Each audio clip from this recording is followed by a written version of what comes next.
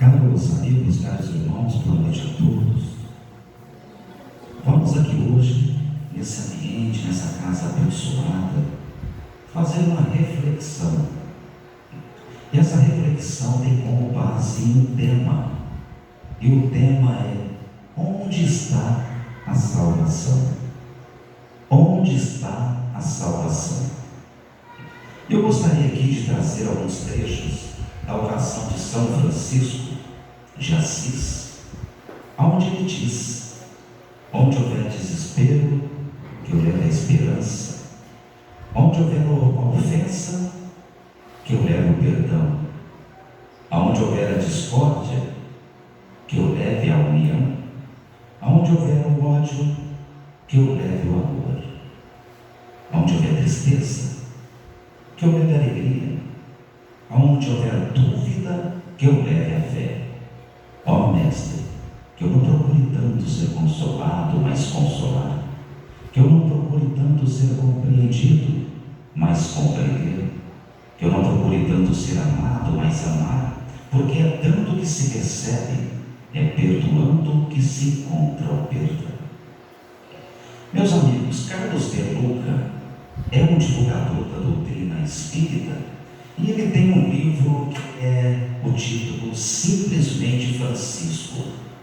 E lá ele relata alguns fatos interessantes de São Francisco, que nasceu numa família considerada rica para os padrões da época. O pai era comerciante bem-sucedido, ele vivia sob os cuidados da mãe, uma infância absolutamente normal. E diz a história que o Francisco, ainda muito jovenzinho, ainda criança, estava trabalhando na loja do pai. E diz que entrou naquele momento, certo momento, um mendigo se direcionou, foi em direção ao menino Francisco, olhou para ele e disse: menino, pelo amor de Deus, me dê algo. E diz que naquele momento o menino Francisco olhou para aquele senhor e disse: senhor, estou aqui trabalhando, ajudando meu pai, por favor, se retire, vá embora. E diz que aquele senhor se retira pacificamente, e diz que naquele momento, Francisco, ainda criança praticamente, mas nesse momento ele sentiu um remorso muito grande, um grande arrependimento. E naquele momento ele começou a refletir sobre o ato que ele tinha feito com aquele senhor, com aquele que estava precisando, necessitando. E diz que naquele momento ele ficou tão apavorado que ele começou a pegar peças de tecidos que estavam ao seu alcance, correu atrás daquele senhor e disse para ele: espere, eu tenho sim algo para te oferecer. E deu para ele todas aquelas peças de tecido, colocou a mão no bolso, tirou todo o dinheiro e moeda que ele tinha e deu para aquele senhor. E conta lá na história que naquele momento, Francisco, ainda jovencinho, criança, sentiu naquele momento uma felicidade muito grande, uma alegria, uma felicidade por ter ajudado o próximo, e despertou dentro dele o espírito da caridade. É evidente que ele já tinha isso consigo, um espírito evoluído que veio em missão, mas naquele momento, naquela circunstância, surgiu dele, despertou do menino Francisco o espírito da caridade. E nós sabemos que depois, ainda muito jovem, ele abriu mão dos confortos materiais e seguiu pela vida, ajudando a reconstruir igrejas, carregando pedras, cuidando dos doentes, dos mais miseráveis, protegendo os animais. Diz que era muito comum presenciar passarinhos sentando nos ombros de São Francisco. Era muito comum presenciar ele conversando com os animais, e os animais entendiam, talvez não pela linguagem, mas pelo sentimento puro que ele tinha. Vinícius de Moraes é um poeta, compositor. Ele fez um poema em homenagem a São Francisco, e diz assim o poema de Vinícius de Moraes: Lá vai São Francisco pelo caminho, descalço, tão pobrezinho, dormindo à noite em um moinho, bebendo água do ribeirinho. Lá vai São Francisco de pés no chão, levando nada em seu surrão, dizendo ao vento, bom dia, amigo, dizendo ao fogo, saúde, irmão. Lá vai São Francisco pelo caminho, levando ao colo Jesus Cristinho, fazendo festa no menininho, contando histórias para os passarinhos. Lá vai São Francisco pelo caminho, lá vai São Francisco descalço, de pés no chão.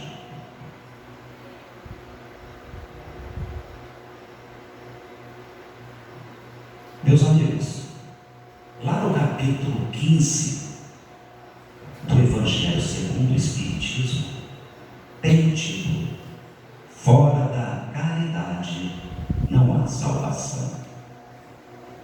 A caridade é a prática do dever moral, do amor ao próximo, ensinada por Jesus.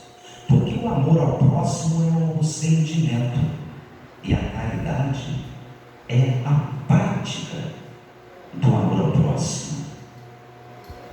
É a concretização do amor ao próximo através da caridade. E tanto Jesus como a doutrina espírita nos traz vários exemplos de práticas da caridade. Amai ao próximo como a vós mesmo. Fazei aos outros o que desejarias que vos fizesse. Amai os vossos inimigos. Perdoai as ofensas, se quereis ser perdoados. E aqui, o próprio Jesus nos ensinou que o perdão é importante perdoar para que o Pai que está nos céus também te perdoa. E eu preciso perdoar porque eu também preciso do perdão. Eu também cometo erros, eu também preciso ser perdoado. É respeitar as imperfeições alheias. E aqui a doutrina espírita nos faz refletir sobre a indulgência. Eu respeito as imperfeições do meu próximo porque eu também não sou perfeito. E preciso que as minhas imperfeições também sejam respeitadas. Julgai a vós mesmos antes de julgar os outros. E aqui a doutrina espírita nos faz refletir muito a respeito dos chamados infortúnios voluntários.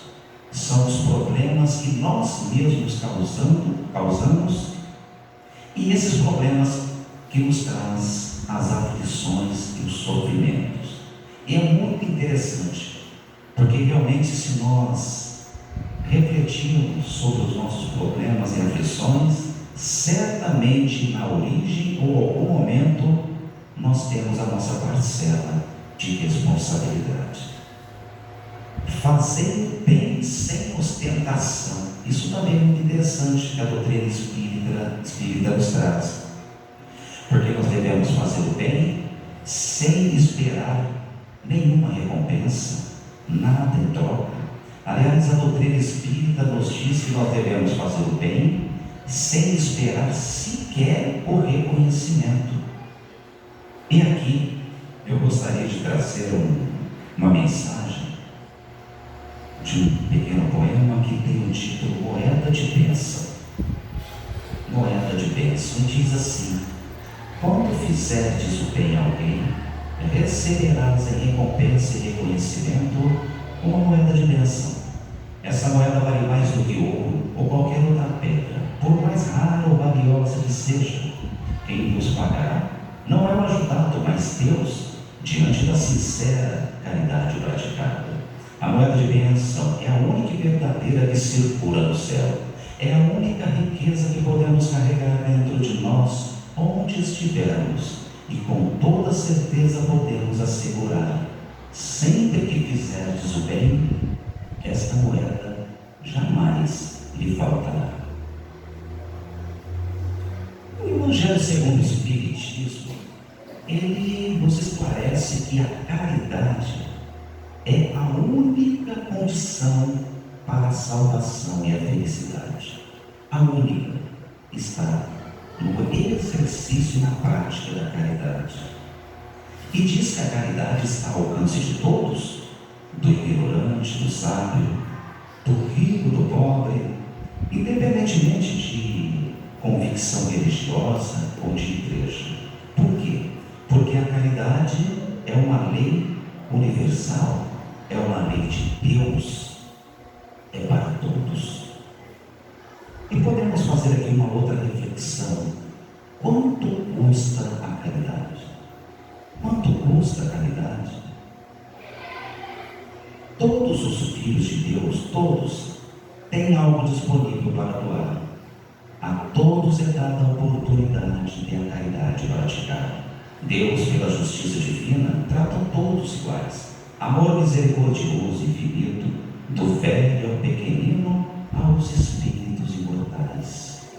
Doar o pensamento em oração ao irmão que sofre e chora no caminho. Quanto custa? Nada. Uma palavra amiga de consolação, de incentivo ao irmão desprovido de fé e esperança. Quanto custa? Nada. A caridade, irmão, não tem preço. O amor de Deus é para todos e é de graça.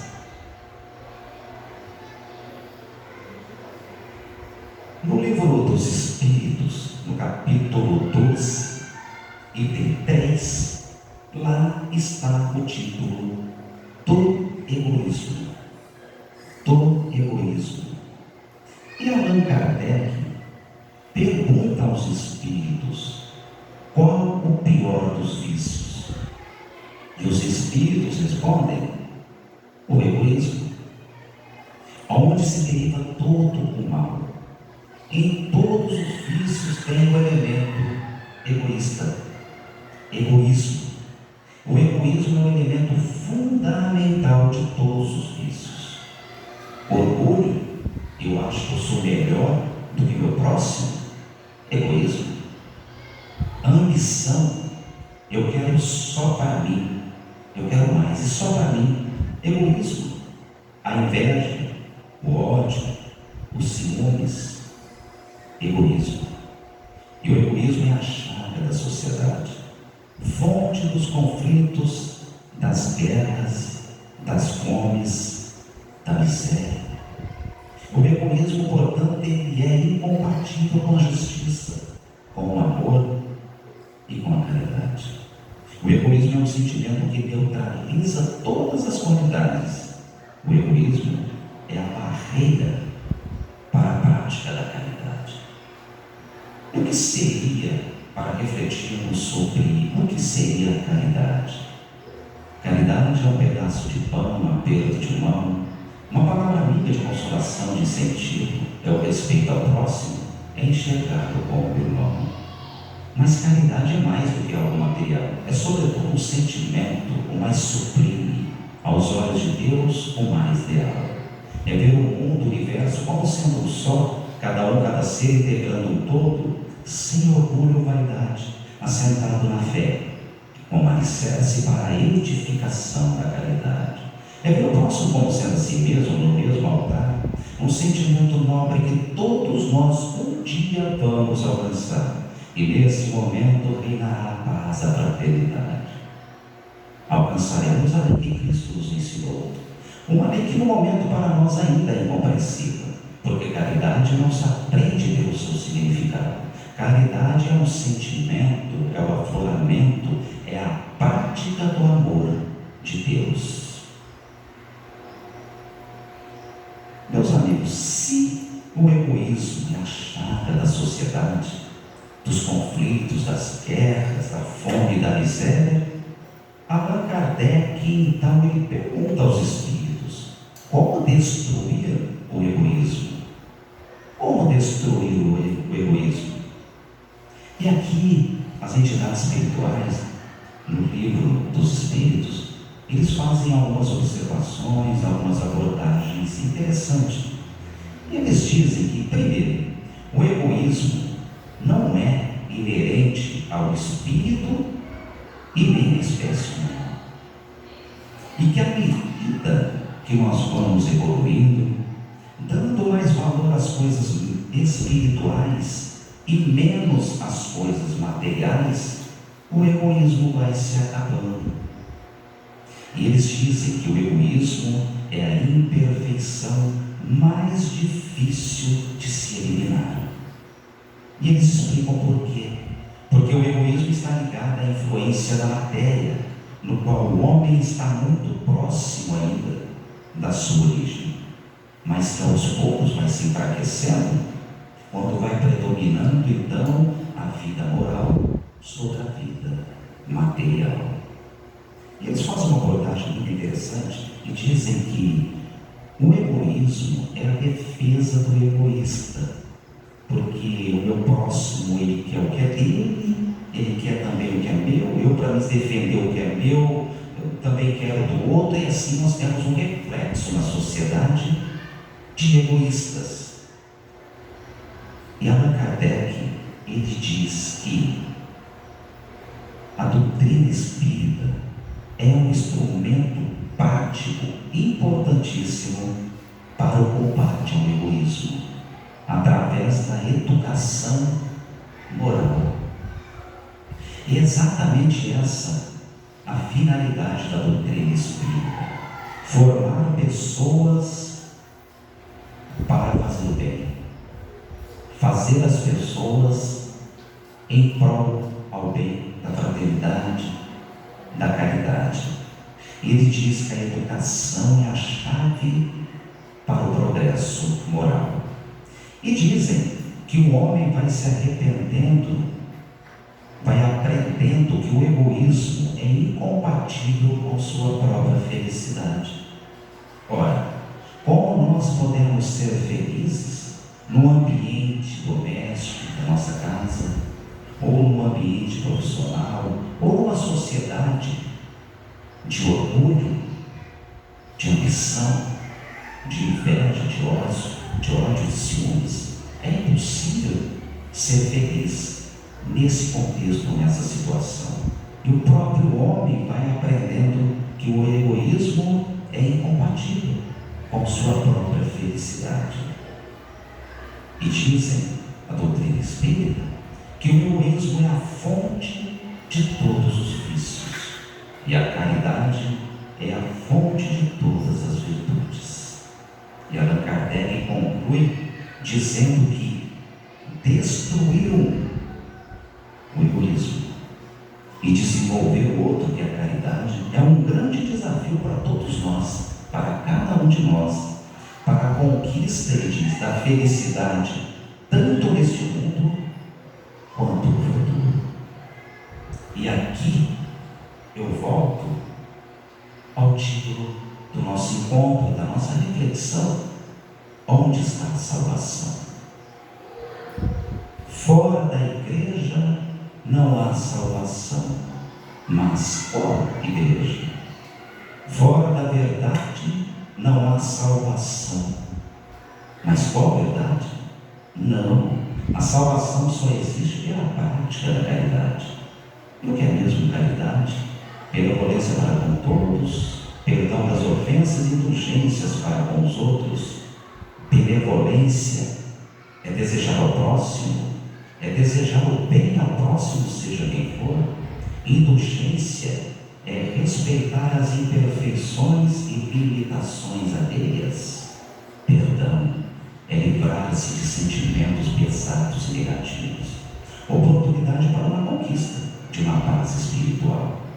Fora da caridade não há salvação, ensinada por Cristo aos seus, pois somente pela prática do bem comum é que podemos alcançar a salvação.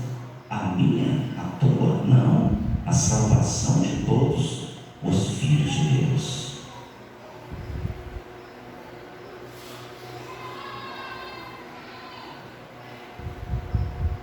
Meus amigos, para encerrar a nossa reflexão, eu gostaria aqui de trazer um poema de Amaral Dornelas, psicografia de Chico Xavier.